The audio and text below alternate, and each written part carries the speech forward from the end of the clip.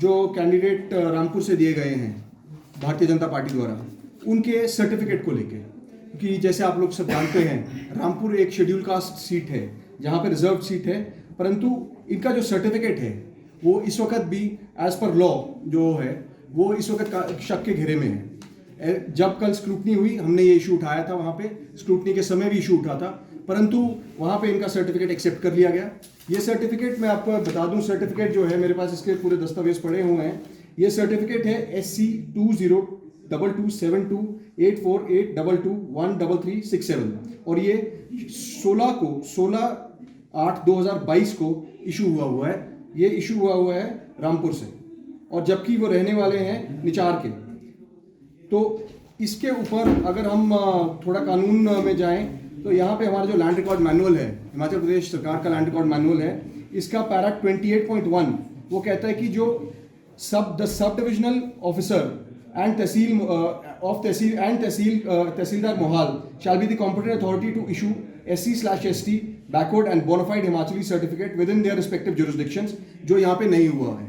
तो एक बहुत बड़ा लूप होल है जो ये रहा हुआ है। परंतु मुझे समझ नहीं आ रहा कि एक कैंडिडेट को जिताने के लिए और मदद करने के लिए पूरी की पूरी डिस्ट्रिक्ट एडमिनिस्ट्रेशन इस तरह लग गई है कि एक सर्टिफिकेट को आप जो अभी 2000 ST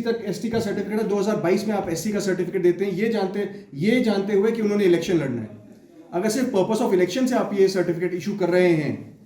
तो मैं समझता हूं कि वहां पे और भी कैंडिडेट हो सकते थे भारतीय जनता पार्टी के पास, परंतु ऐसा क्यों कि एक ही आप सर्टिफिकेट, और वो भी एक सर्टिफिकेट जो कॉम्पिटेंट अथॉरिटी नहीं इशू कर सकती थी, उससे इशू करवा रहे हैं।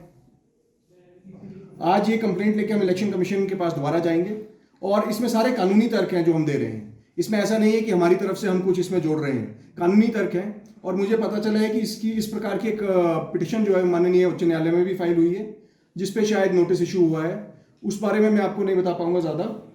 परंतु अगर माननीय उच्च न्यायालय इसका संज्ञान ले रहा है तो डिस्ट्रिक्ट एडमिनिस्ट्रेशन को ये सोचना पड़ेगा कि उन्होंने जो सर्टिफिकेट इशू किया है उस सर्टिफिकेट की क्या वैलिडिटी है और इसके क्या रिप्रिकॉशन हो सकते हैं एडमिनिस्ट्रेशन पे या एडमिनिस्ट्रेटिव ऑफिसर्स पे। तो अगर हम जब कंप्लेंट लेके जाएंगे तो हमारी कोशिश यही है कि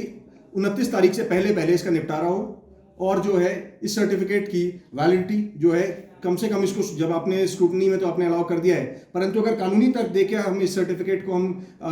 घोषित कर सकते हैं कि ये सर्टिफिकेट फॉल्स है, तो जो नामांकन जो है वो रद्द किया जाए।